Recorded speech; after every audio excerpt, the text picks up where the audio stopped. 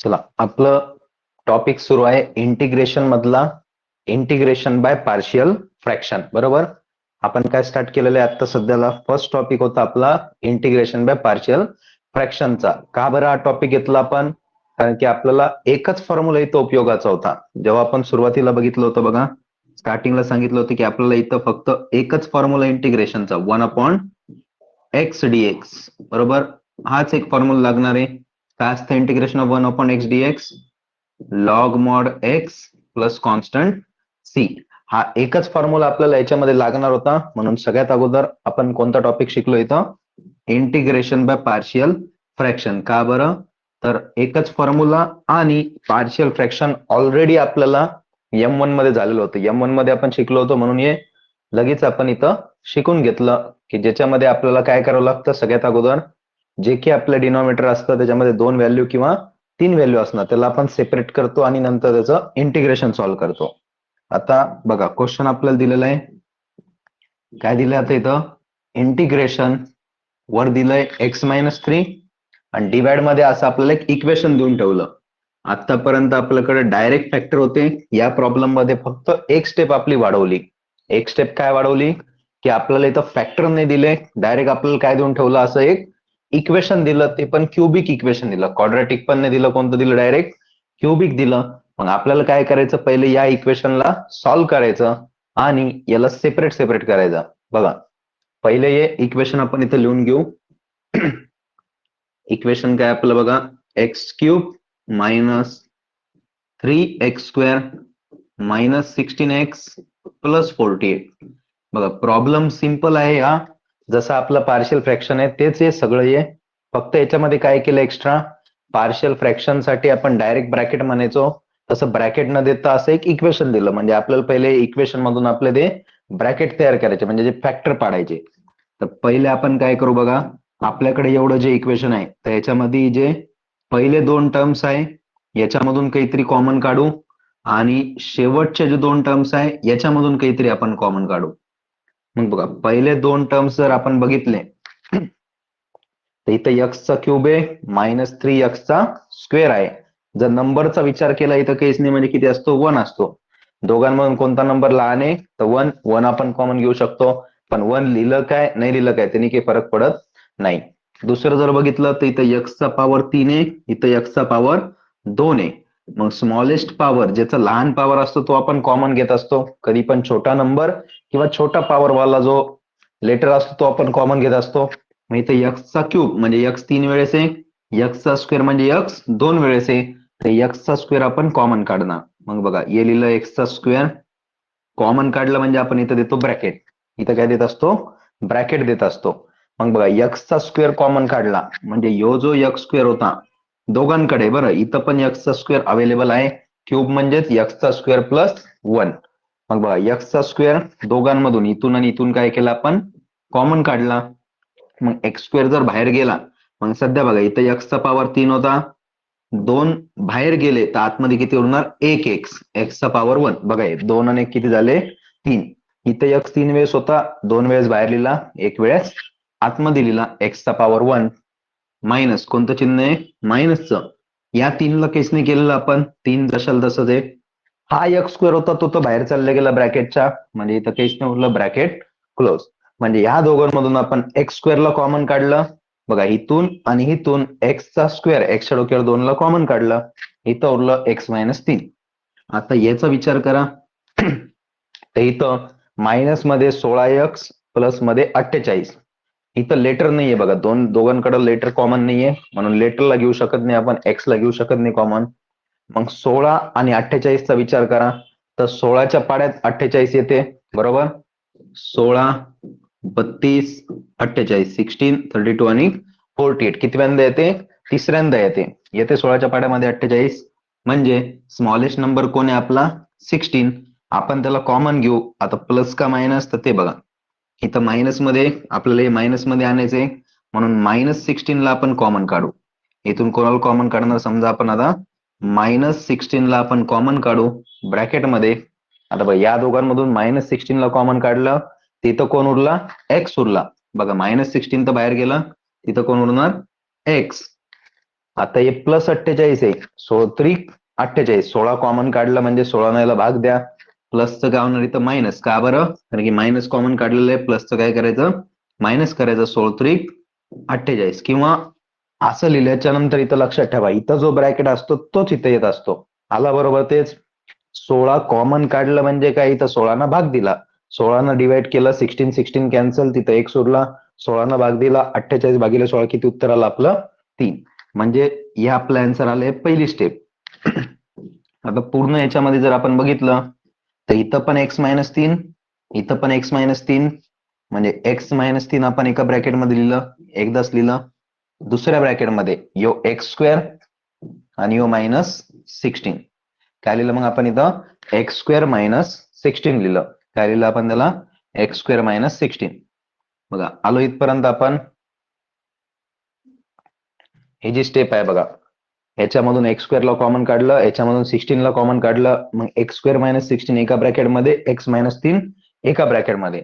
आता यालाच आपण म्हणू शकतो बघा, 16 म्हणजेच कितीचा वर्ग असतो? 4चा.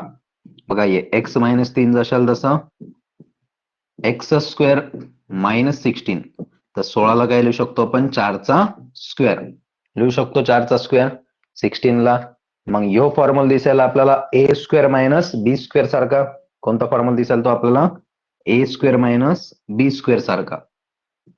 a² - b² काय असतं?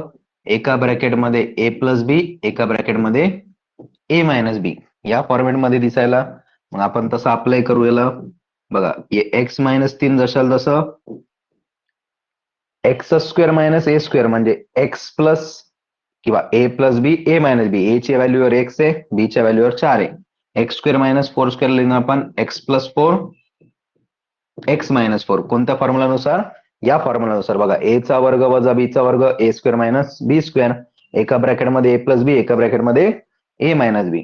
हे झाले आपले याचे फॅक्टर. बघा, जे काही आपलं एक्झाम्पल होतं, जे काही आपला क्वेश्चन होता, त्याचे काय झाले आपले फॅक्टर पाडले. बघा, इथपर्यंत काय केलं आपण? नुसतं याचे फॅक्टर पाडले. चालतंय, याचा एक स्क्रीनशॉट घ्या. इथपर्यंत आपण हे जे सॉल्व्ह केलं सध्या, अजून आपला प्रॉब्लेम सुरू झालेला नाहीये. हे काय केलंय आपण? नुसतं आपल्याला हा इक्वेशन दिला होता, आपल्याला पार्शियल फ्रॅक्शन मध्ये सॉल्व्ह करण्यासाठी असं ब्रॅकेटमध्ये पाहिजे होतं, म्हणून आपण काय केलं? x² ला कॉमन घेतलं, तिथे x-3 उरला.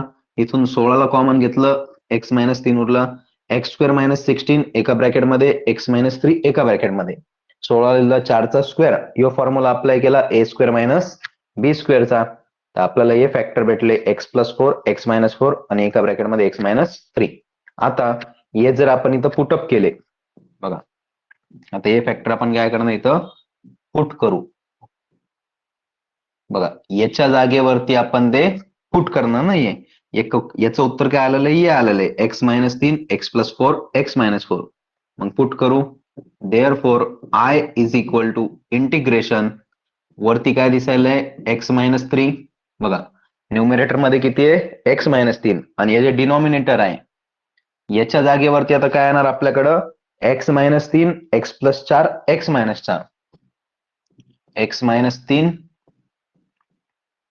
x-4, सॉरी, x+4 आणि x-4, शेवटी dx. बघा, याच्या जागेवरती, या इक्वेशन जागेवरती आपण लिहिले आता फॅक्टर त्याचे.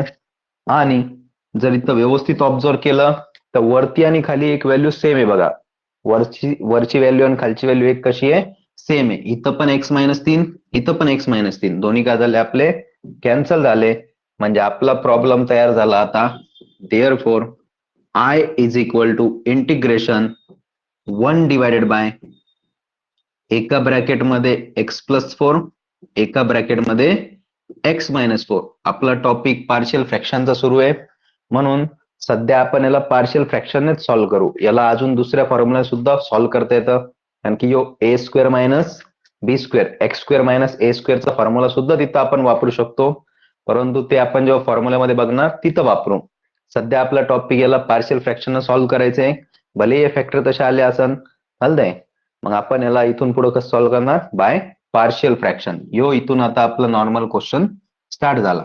फक्त आपल्याला काय फिरवलं होतं बघा, डायरेक्ट असं न देता आपल्याला काय केलं होतं, एक इक्वेशन दिलं, इक्वेशनचे आपण फॅक्टर पाडतो, फॅक्टर पाडल्याच्या नंतर ते पण कोणतं इक्वेशन दिलं, क्यूब वालं. जनरली कोणतं देत असते, स्क्वेअरचं इक्वेशन, क्वाड्रॅटिक इक्वेशन देत असते. पण या क्वेश्चन मध्ये आपल्याला कोणतं इक्वेशन दिलं, क्युबिक इक्वेशन. म्हणून या क्वेश्चनला वाटलंच तर असं स्टार करून ठेवा, कारण की अशा स्टेपचे क्वेश्चन जे जास्त चान्स राहते एक्झाम मध्ये विचारायचे, की जे कन्फ्युज करते. आपण शिकताना शिकले कोणते, क्वाड्रॅटिक इक्वेशन शिकलो, पण विचारलं कोणते येतं, क्युबिक इक्वेशन. मग मॅक्झिमम स्टुडंट हे सॉल्व्ह करत नाही. मग होतं काय, मग रोज क्वेश्चन जास्त चान्सेस राहते एक्झाम मध्ये येण्याचे. म्हणून काय करा, फक्त याच स्टेप लक्षात ठेवा, की हे जे इक्वेशन होतं याला आपण सॉल्व्ह केलं पहिले. सॉल्व्ह केल्याच्या नंतर त्याचे फॅक्टर आले, x-3, x+4, x-4, ते तिथं पुट केले. x-3, x-3 कॅन्सल झालं. मग आपल्याकडे आता हा क्वेश्चन उरला, इंटिग्रेशन 1/x+4 x-4 dx. हा आपला आता इथून पुढं रेग्युलरचा जसा क्वेश्चन असतो तो आपला स्टार्ट झाला. मग आपण काय म्हणतो, बाय युझिंग पार्शियल फ्रॅक्शन. इथून पुढे आता रेग्युलर स्टेप आपली, by using partial fraction 1/x+4 x-4 is equal to a च्या डिवाइड मध्ये x+4 प्लस b च्या डिवाइड मध्ये x-4. हे आपलं इक्वेशन नंबर 1 असतं. बरोबर आहे. 1/x+4 x-4 is equal to a च्या डिवाइड मध्ये x+4 प्लस b च्या डिवाइड मध्ये x-4. मग आपण म्हणतो मल्टिप्लाय बाय x+4 जे की डिनॉमिनेटर बघा यांनी, and x-4 on both sides. या इक्वेशननी दोन्ही साइडला मल्टिप्लाय करा, जेणेकरून काय होणार इथं, तर हा जो इक्वेशन आहे आपला x+4 x-4 याच्यासोबत कॅन्सल होणार, इथं होणार 1 इज इक्वल टू a सोबत x+4 डिवाइड मध्ये तो कॅन्सल झाला, तर ये x-4 त्याच्यासोबत येणार, इथे येणार x-4 प्लस b च्या डिवाइड मध्ये x-4 आहे, त्यासोबत हा x+4 येणार. याला आपलं इक्वेशन नंबर 2 आलो इथपर्यंत. आता आपल्याला सॉल्व्ह करायचं याचं a ची व्हॅल्यू आणि b ची व्हॅल्यू. चला करा ट्राय. इथून पुढे आता येते सर्वांना a ची व्हॅल्यू आणि b ची व्हॅल्यू आपल्याला फाइंड करायची. बरोबर आहे, -1/8 log x+4 plus 1/8 log x-4. आता याच्यामधून 1/8 कॉमन काढायचं आणि m मायनस n चा तो फॉर्म्युला यूज करायचा. बघा इक्वेशन होतं, आपण त्याला ये a आणि b सोबत देऊन टाकलं, यांनी मल्टिप्लाय केलं डिनॉमिनेटर दोन्ही साइडला, तर कॅन्सल झालं. बघा डिनॉमिनेटर सोबत डिनॉमिनेटर काय होतं, कॅन्सल झालं, तिथं उरला 1. नंतर a च्या डिवाइड मध्ये x+4 होतं, तर x+4 कॅन्सल झालं, तिथं कोण उरला, x-4. b च्या डिवाइड मध्ये x-4 होतं, तर x-4 कॅन्सल झाला, तिथं कोण उरला, x+4. मग आपली पहिली स्टेप काय राहते, की b च्या बाजूची व्हॅल्यू काय पुट करायची असते आपल्याला, 0. b च्या बाजूची व्हॅल्यू काय पुट करत असतो आपण, 0. म्हणून इथं आपण म्हणतो पुट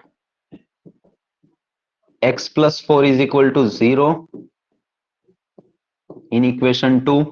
इक्वेशन 2 मध्ये x+4 च्या जागेवर काय पुट करा, 0 पुट करा, आणि ये +4 तिकडे गेलं तर काय होणार, -4 होणार. मग बघू आपण इथं बघा 1 is equal to a bracket मध्ये x-4 आहे, x च्या जागेवर काय लिहायचं आपल्याला, -4. बघा या x च्या जागेवर काय लिहायचंय, -4 लिहायचं, लिहिलं. पुढं कोण आहे, -4 आहे, हे लिहिलं, प्लस b च्या बाजूला कोण आहे, x+4 आहे, x+4 ला तर काय ठेवलं आपण, 0. मग याला जर आपण आता सॉल्व्ह केलं तर ये कॅन्सल होणार, 0. 1 इज इक्वल टू a -4 येतं -8, -8 इकडे डिवाइड मध्ये आलं 1च्या, तर a ची व्हॅल्यू भेटली -1/8. a ची व्हॅल्यू काय भेटणार आपल्याला, -1/8. a ची व्हॅल्यू काय भेटते आपल्याला इथून, -1/8. तसंच आता b काढण्यासाठी a च्या बाजूची व्हॅल्यू 0 पुट करू. मग इथं म्हणतो आपण put x-4 equal to 0 in equation number 2. Equation 2 मध्ये x-4 ला 0 पुट करा, ये -4 तिकडे गेल्यावर काय होऊन जाणार, +4. x च्या जागेवर किती पुट करणार आपण, +4 पुट करू. मग therefore 1 is equal to a. X minus 4च्या जागेवर काय लिहायचं म्हटलं? 0 लिहिलं. बघा एक्स मायनस 4च्या जागेवर काय लिहिलं इथं? 0 लिहिलं. प्लस बी, हे लिहिलं प्लस बी. एक्स प्लस 4 आहे तर एक्सच्या जागेवर किती लिहायचे? 4. मग इथं आलं 4 प्लस 4. मग ज्याच्या जागेवर आपण 0 पुट केलं होतं त्याच्यासोबत काही मल्टिप्लाय मध्ये असन ते काय होऊन जाणार? 0 होऊन जाणार. इथं उरला 1 इज इक्वल टू बी, ब्रॅकेटमध्ये 4 प्लस 4 8. मल्टिप्लाय मधले 8 इकडे आल्यावर काय होणार? डिवाइड मध्ये बी ची व्हॅल्यू आली इथून 1/8.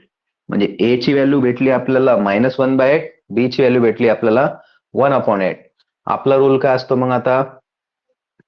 की जे आपलं इक्वेशन नंबर 1 असतं, जे आपलं इक्वेशन नंबर 1 असतं याच्यामध्ये ए च्या जागेवर ए ची व्हॅल्यू -1/8, बी च्या जागेवर बी ची व्हॅल्यू +1/8 जशाल तसं आपण इथं पुटअप करून टाकू.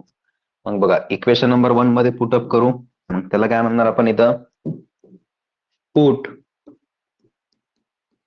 ए is equal to -1/8, B is equal to 1/8 in equation number 1. मग पुट करू. बघा मग काय येतं? Therefore 1 divided by x plus 4 x minus 4.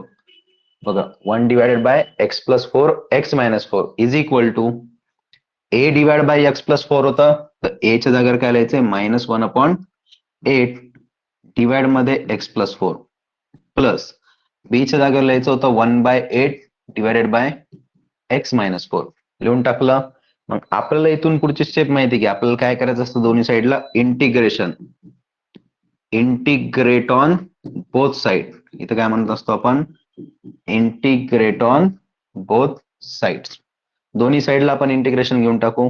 मग बघा integration 1/x plus 4 x minus 4 dx is equal to, हे -1/8 बाजूला घेतलं, कॉन्स्टंट नंबर इंटिग्रेशनच्या बाहेर लिहित असतो आपण. -1/8 बाजूला लिहिलं. Integration 1/x plus 4 dx. त्याच्यानंतर +1/8 सुद्धा बाजूला लिहिलं. Integration 1/x minus 4 dx. आपण काय म्हटलं होतं? इंटिग्रेशनचा अर्थ राहतो इंटिग्रेशनचा सिम्बॉल आणि शेवटी लिहायचं dx. लेफ्ट साईडला ये होतं जशाल तसं कॉपी पेस्ट केलं, सुरुवात आणि शेवटी इंटिग्रेशन dx लिहिलं. -1/8 जशाल तसं लिहिलं कॉन्स्टंट. 1च्या डिवाइड मध्ये एक्स प्लस 4 लिहिलं, इंटिग्रेशन देऊन टाकलं. 1/8 कॉन्स्टंट तसंच लिहिलं, 1/x मायनस 4 ला इंटिग्रेशन मध्ये घेतलं. आता आपल्याला याचा फॉर्म्युला माहितीये की याचा फॉर्म्युला नेहमी एकच आहे, आय इज इक्वल टू. बघा याला तर आपण जो क्वेश्चन आहे त्याला आय लिहितो. -1/8 constant integration of 1/x log mod x. म्हणजे इथं लिहिलं लॉग मॉड एक्स प्लस 4. काय लिहिलं इथं? Log mod x plus 4 plus 1/8 plus 1/8. इथं लिहिलं लॉग मॉड एक्स मायनस 4. काय लिहिलं इथं? Log mod x minus 4.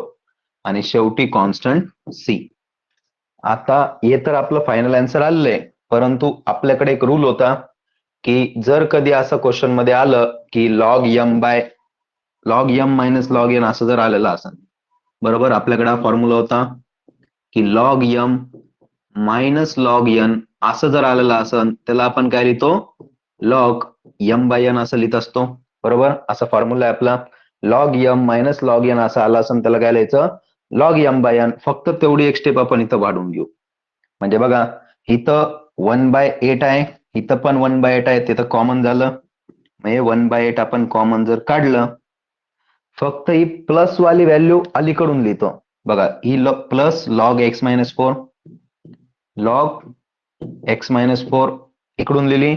आणि ही मायनस आहे. बघा ही व्हॅल्यू कशी आहे? ही लॉग एक्स प्लस 4 ची व्हॅल्यू कशी? -1/8 तर बाहेर गेलं, ही मायनस मध्ये त्याला इकडून लिहितो. मायनस लॉग मॉड मध्ये एक्स प्लस 4 आणि शेवटी कॉन्स्टंट सी जशाल तसा. काय केलं इथं? बघा फक्त ही व्हॅल्यू मायनस मध्ये होती तर याला इकडून लिहिलं, ही व्हॅल्यू प्लस होती याला इकडून लिहिलं. Log M minus log n चा फॉर्म्युला जर इथं अप्लाय केला तर I is equal to 1/8 log M by n म्हणजे x minus 4 divided by x plus 4 plus constant C.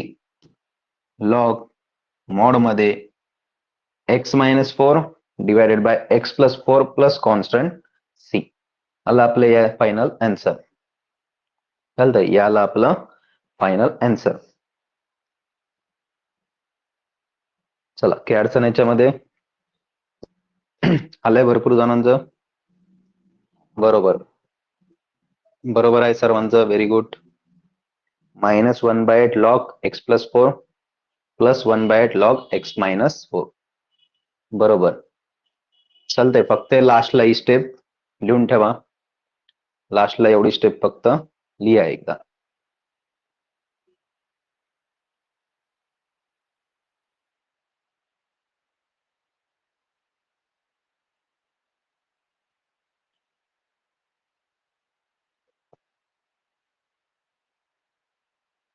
चला, कोणाला काही अडचण याच्यामध्ये?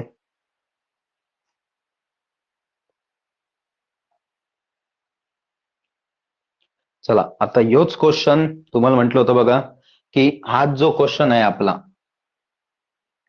हा जो क्वेश्चन आहे आपल्याला अशा टाईपने दिलं होता, आपण त्याला असं कन्वर्ट केलं, कारण की याचे आपण फॅक्टर पाडले पहिले. याचे फॅक्टर काढले, मग आपल्याला समजलं की हे x-3 आणि x-3 काय होतं, कॅन्सल होतं. मग आपल्याकडे बघा यो आला x+4 आणि x-4. x+4 आणि x-4 म्हणजेच कोण आहे?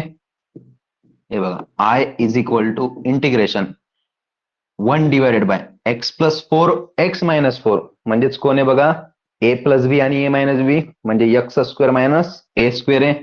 बरोबर, x² मायनस a², असं आहे आपल्याकडं. बरोबर. आता सध्या आपण पार्शियल फ्रॅक्शन शिकत होतो. असं एक्झाम मध्ये काही नाही, तुम्ही पार्शियल फ्रॅक्शन पण सोडू शकता, परंतु याचं डायरेक्ट सुद्धा उत्तर येतं. तर आपल्याकडे एक फॉर्म्युला आहे बघा, आपल्याकडे एक फॉर्म्युला सुद्धा आहे. आता इथेच दाखवतो बघा.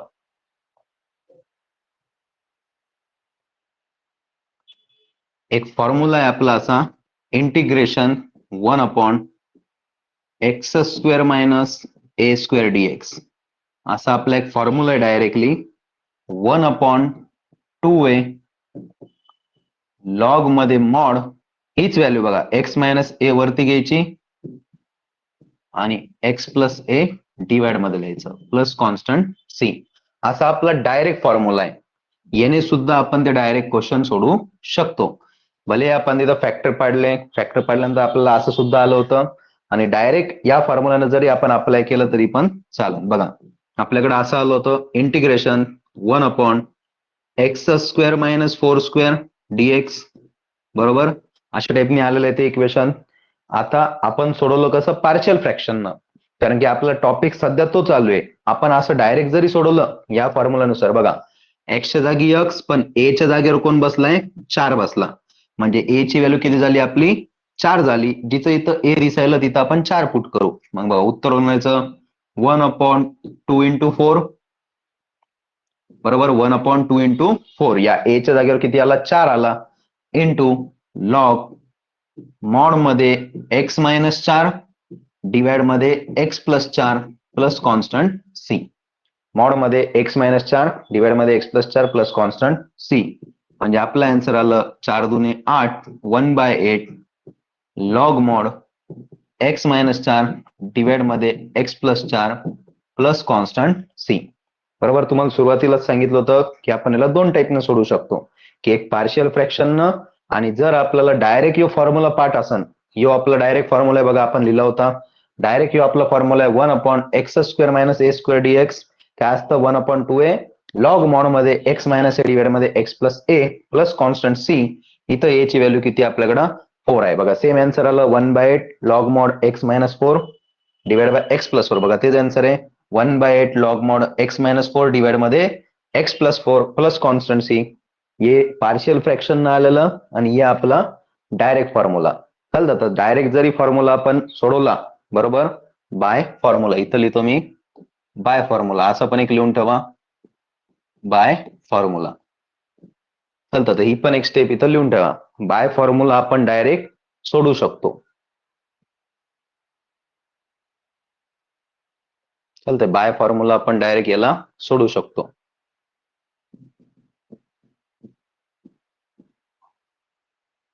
डायरेक्ट जरी आपण असं सॉल्व्ह केलं तरी पण काही अडचण नाही, सेम मार्क साठी होतं. डायरेक्ट जरी सॉल्व्ह केलं तरी पण इथं चालतंय.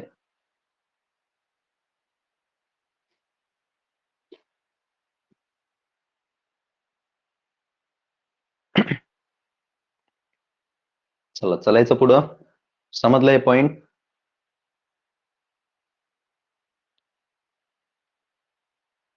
आणि हळूहळू रोज 2-2, 3-3 फॉर्म्युले लर्न करत चला, जेणेकरून जेव्हा आपलं क्लास ऑफलाईन मध्ये पण स्टार्ट होईल तर तिथे तुम्हाला इझी जाणार आणखी. आता बघा, यो सर्वात मोठा टॉपिक होता आपला इंटिग्रेशन बाय पार्शियल फ्रॅक्शनचा. आता असंच आपले बाकीचे पण टॉपिक होतील. 15 दिवसामध्ये आपलं इंटिग्रेशन संपतो बघा, जर व्यवस्थित. आता हे पार्शियल फ्रॅक्शनचं तिसरं लेक्चर आहे. जर आपलं पार्शियल फ्रॅक्शन ऑलरेडी जर पक्क असतं, फिक्स झालेलं असतं, तर आपल्याला 3 लेक्चरची पण गरज नव्हती. आता भरपूर जण असे बी आहे की ज्यांना ऑलरेडी पार्शियल फ्रॅक्शन येत होतं, त्यांना एकदम व्यवस्थित इझी मध्ये झालेलं असणार आहे. पण ज्यांना येत नव्हतं त्यांच्यासाठी एवढं आपण रिपीट डिटेल मध्ये सॉल्व्ह करत आहे.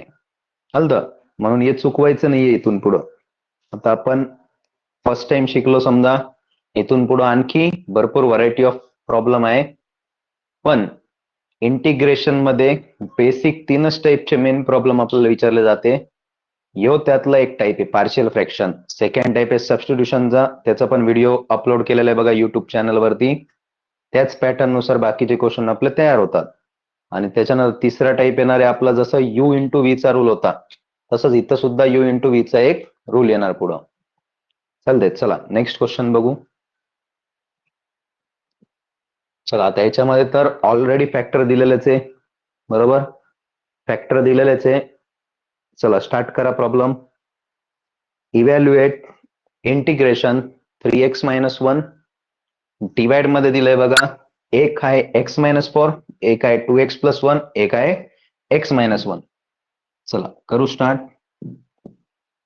जेव्हा आपण आन्सर लिहिणार इथं काय म्हणतो आपण, बाय युजिंग पार्शियल फ्रॅक्शन.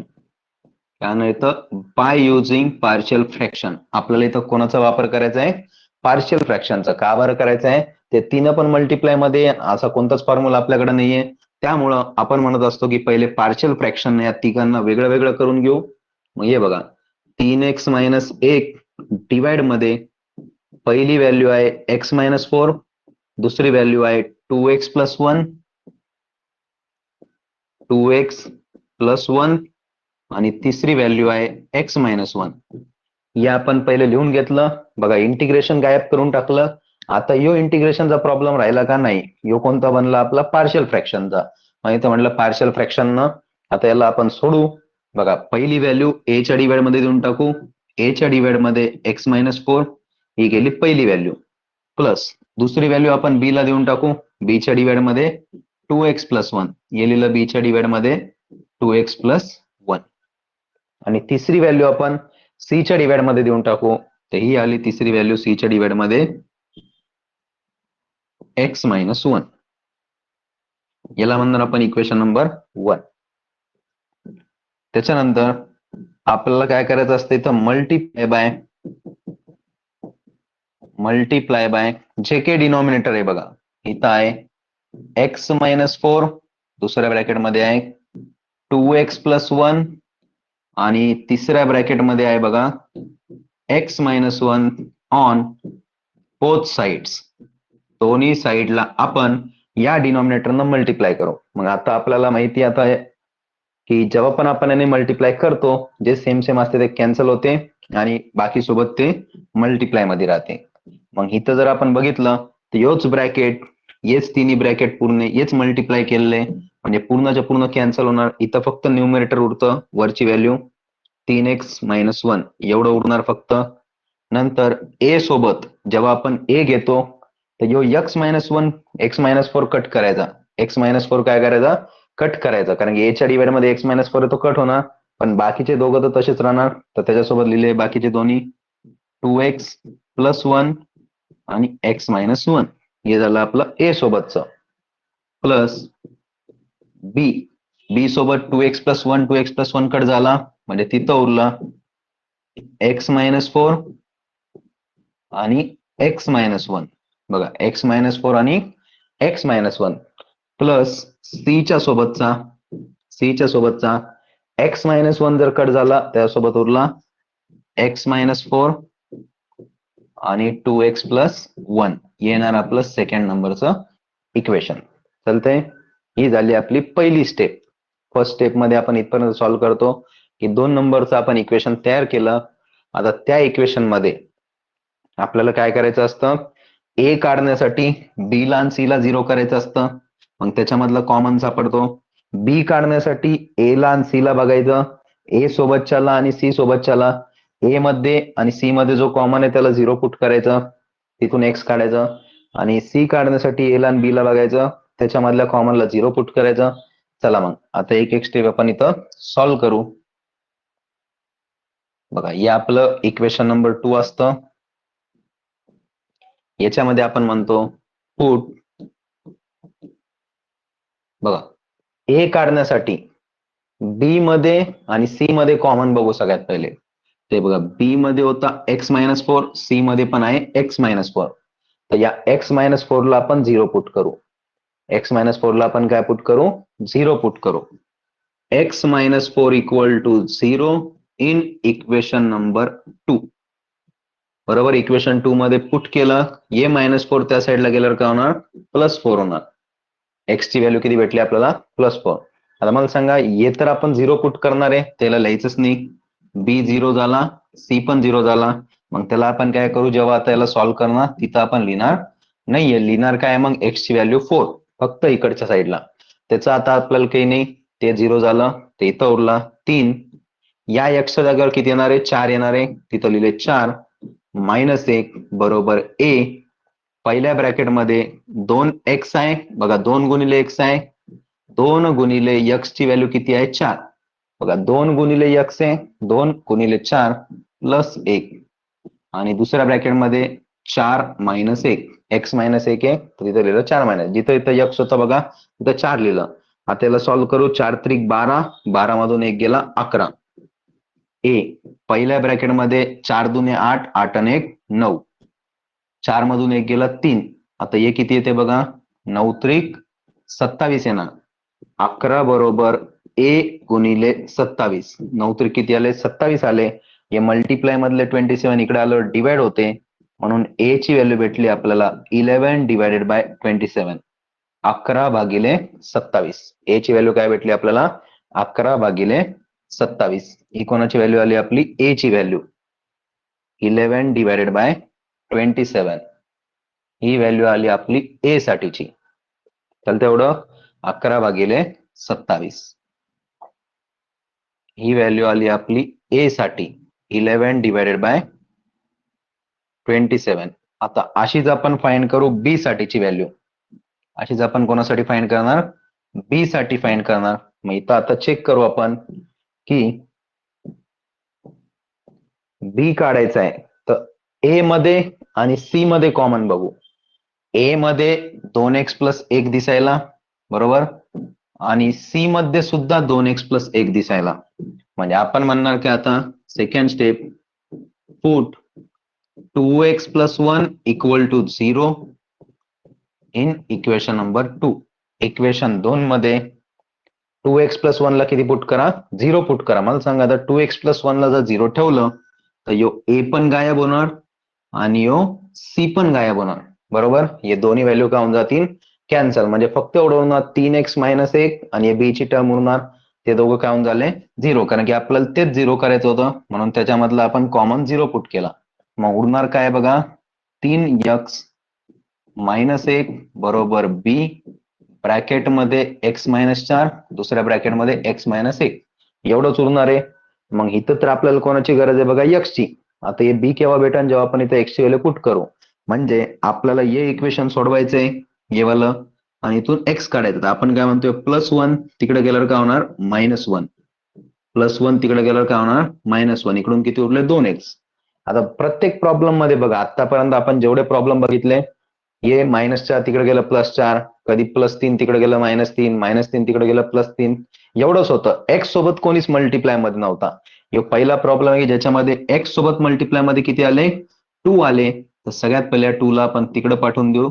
तर एक्स सोबतच्या 2 ला तिकडे पाठवलं ते आलं -1/2.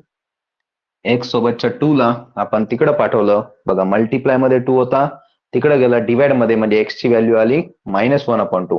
म्हणजे जिथं जिथं एक्स आहे तिथं आपण -1/2 पुट करू. बघा 3 एक्सच्या जागेवर -1/2 -1 इक्वल टू बी एक्सच्या जागेवर -1/2 -4. इथं एक्स त्याच्या जागेवर -1/2 -1. बघा जिथं जिथं एक्स होता तिथं तिथं आपण -1/2 आपण पुट केलं 1, 2 आणि 3 ठिकाणी. आता इथं फ्रॅक्शन आलं. आता फक्त एवढं लक्षात ठेवायचं की जेव्हा पण प्रॉब्लेम मध्ये फ्रॅक्शन येणार तिथं नेहमी तिरका गुणाकार होणार, क्रॉस मल्टिप्लिकेशन. जेव्हा पण बघा जेवढे पण प्रॉब्लेम आपण सॉल्व्ह केलेले जिथं कुठं आपल्याला फ्रॅक्शन येतं तिथं वजाबाकी बेरीज असन तर नेहमी काय होणार, तिथं तिरका गुणाकार, क्रॉस मल्टिप्लिकेशन. हे बघा पहिले तर 3 1 3, इथं लिहिले -3. या 1च्या डिवाइड मध्ये काही नाही म्हणजे 1 बरोबर. 2 1 जा 2, मधातलं चिन्ह मायनस येणार -2. बघा हे 3 गुणिले 1, या 3चा आणि 1चा सरळ सरळ गुणाकार केला पहिले कारण तो मल्टिप्लाय मध्ये होता. तर तिथे येतं -3/2 येतं ते बरोबर, -3/2 आणि -1/1. इथं जर क्रॉस मल्टिप्लाय केला आपण तर ह्या 2चा आणि 1चा गुणाकार 2 येणार, मधलं चिन्ह मायनस, 2 1 2 डिवाइड मध्ये सुद्धा. आता इथं सुद्धा आपण तसंच सॉल्व्ह करू. बी ब्रॅकेट मध्ये 4च्या डिवाइड मध्ये काही नाही म्हणजे किती आहे 1 आहे. 1चा गुणाकार 1 सोबत बघा, या 1चा आणि या 1चा गुणाकार केला -1, मधलं चिन्ह मायनस. या 2चा या 4 सोबत गुणाकार केला 2 गुणिले 4 8, आणि या 2चा आणि या 1चा गुणाकार केला किती उत्तर आलं 2. त्याच्यानंतर याच्या पण डिवाइड मध्ये 1 आहे, -1 इंटू 1 -1, 2 इंटू 1 2 मायनस मध्येच, आणि 2 1 जा 2. बघा केलं क्रॉस मल्टिप्लाय. आता याला सॉल्व्ह करू आपण आणखी.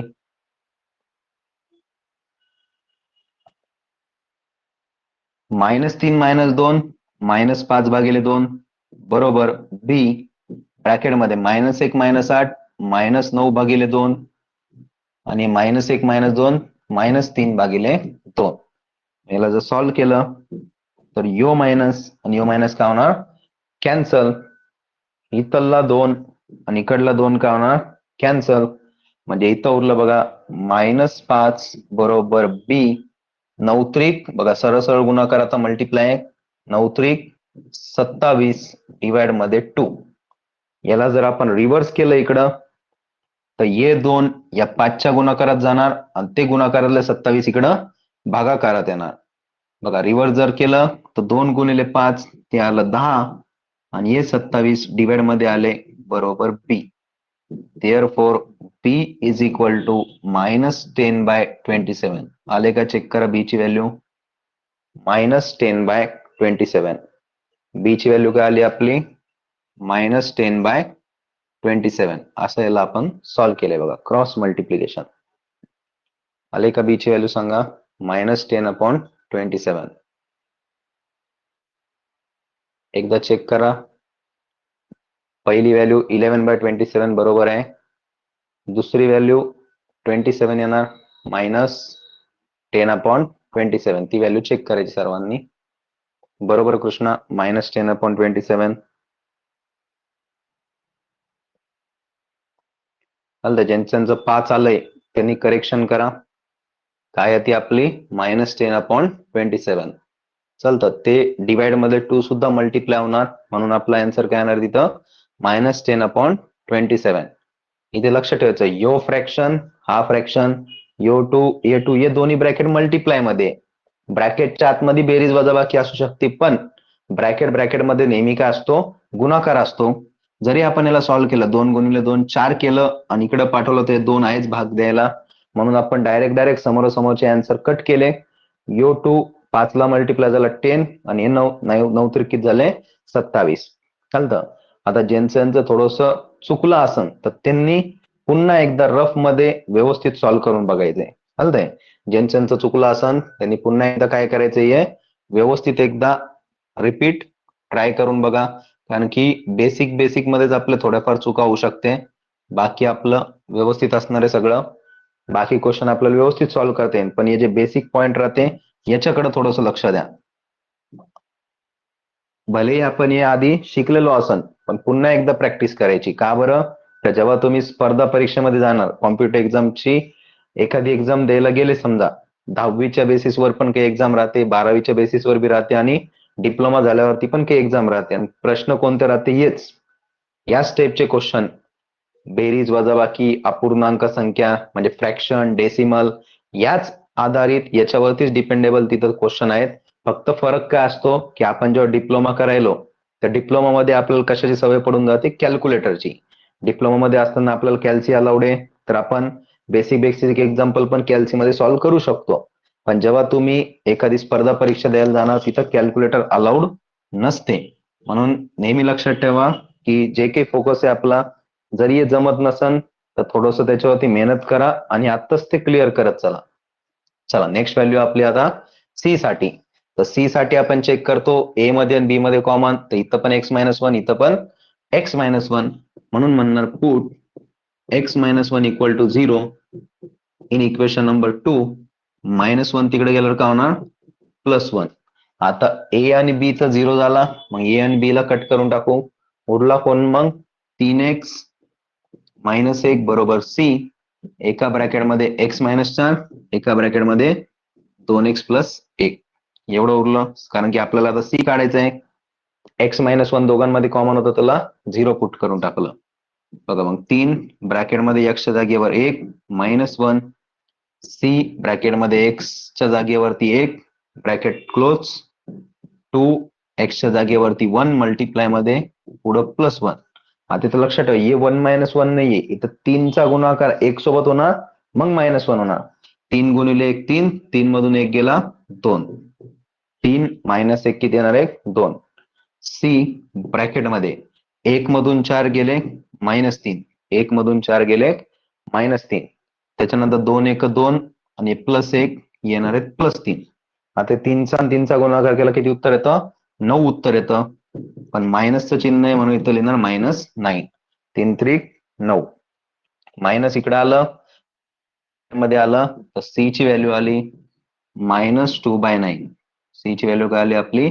-2/9. -2/9 ही आली आपली सी ची व्हॅल्यू. तर बघा, ए ची व्हॅल्यू आलेली आपली 11/27, बी ची व्हॅल्यू आलेली आहे -10/27 आणि सी ची व्हॅल्यू आलेली आहे -2/9. एवढं आलं का चेक करा व्यवस्थित सर्वांना. बरोबर, -2/9 आली. Very good. बोलते -2/9. आता इथून पुढची लास्ट स्टेप तर आपली एकदम फिक्स सिंपलच असते. काय करतो आपण? फक्त ए बी सी ची व्हॅल्यू कशामध्ये पुट करतो? इक्वेशन नंबर 1 मध्ये. म्हणजे आता इथं लास्ट स्टेप मध्ये आपण काय म्हणणार? Put A is equal to 11/27, बरोबर, 11/22, 11/27. त्याच्यानंतर बी इज इक्वल टू -10/27 आणि C is equal to -2/9 in equation number 1. मग इक्वेशन नंबर 1 आपलं हे होतं बघा.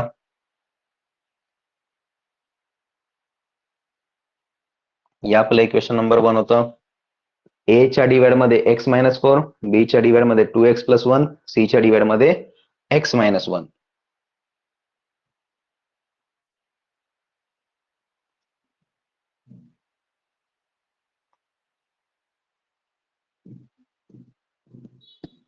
ए च्या डिवाइड मध्ये x-4,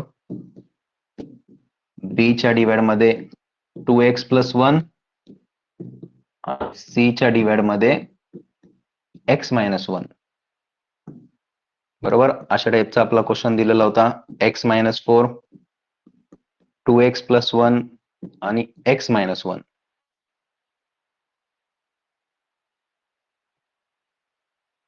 होतं दिलेलं x-4, 2x + 1, x-1.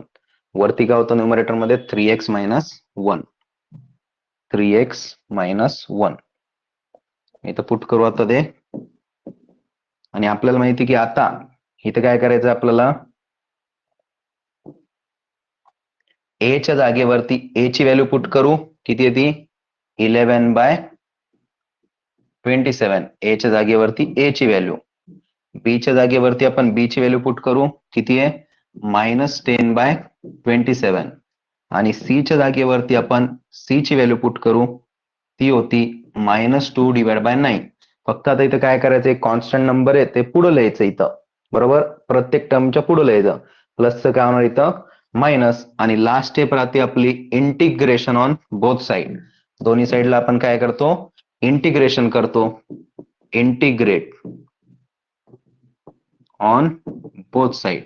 मग बघा इकडे लिहिणार integration 3x - 1 x - 4 2x + 1 x - 1 dx is equal to 11/27 पुढे आलं 11/27 इंटिग्रेशन 1/x - 4 dx. इथं -10/27 पुढे आलं -10/27, ही व्हॅल्यू पुढे आली इंटिग्रेशन 1/2x + 1 dx. -2/9 समोर आलं -2/9 इंटिग्रेशन 1/x - 1 dx. प्रत्येकाचं इंटिग्रेशन आपण सेपरेट केलं.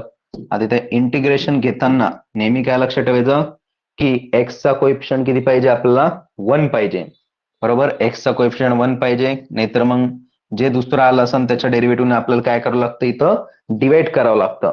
जर फक्त आपल्याकडे एक्स असन तर आपल्याला माहिती एक्सचा डेरिव्हेटिव्ह जर घेतला तर तो किती येणार, नेहमी 1, म्हणून आपण तो करत नव्हतो. पण जर एक्सच्या सोबत एखादा नंबर मल्टिप्लाय मध्ये असन तिथं डेरिव्हेटिव्ह किती येणार, तो नंबर येणार. जसं की बघा इथं आपल्याकडे तर 2x आलेलं आहे, बरोबर, 2x आलेलं आहे. याचा जर तुम्ही डेरिव्हेटिव्ह घेतला तर 2x चा डेरिव्हेटिव्ह किती येणार आहे, 2 येणार आहे. म्हणून तिथं आता एक चेंज होणार, डेरिव्हेटिव्ह न डिवाइड होणार. तिथं बघा 11/27 1/x - 4 चं इंटिग्रेशन log mod x - 4, आणि याचा डेरिव्हेटिव्ह जरी घेतला x - 4 तो 1 येणार, म्हणून आपण तो लिहित नाही, बरोबर, म्हणून आपण तो इथं लिहित नाही. -10/27 इथे येणार log mod 2x + 1, बरोबर, log mod 2x + 1. परंतु इथं 2x आलतं, +1 चा डेरिव्हेटिव्ह तर 0 आहे, पण 2x चा डेरिव्हेटिव्ह किती 2 आहे, म्हणून इथं किती डिवाइड होणार, 2 न डिवाइड होणार. आणि -2/9 log mod x - 1 शेवटी प्लस कॉन्स्टंट c. इथं वाटलंच तर 27/2 पण करू शकतो, किंवा 2 ने या 10 ला सुद्धा भाग देऊ शकतो, कारण की 10 ला भाग जातो 2 ने, 2 ने डिवाइड होऊ शकतं तिथं. मग इथं काय करणार आपण, 2 × 2 2 × 5 10, म्हणजे फायनल आन्सर आपण असं लिहिणार 11/27 log mod x - 4 minus 5/27 log mod 2x + 1 minus 2/9 log mod x - 1 plus constant c.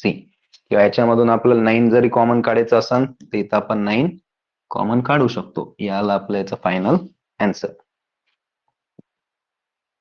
समजलं, हे लास्टचा पॉईंट समजलं ते डेरिव्हेटिव्हचा, बरोबर. 11/27 -10/27 ÷ 2, बरोबर आहे. चालतंय, आले सर्वांना.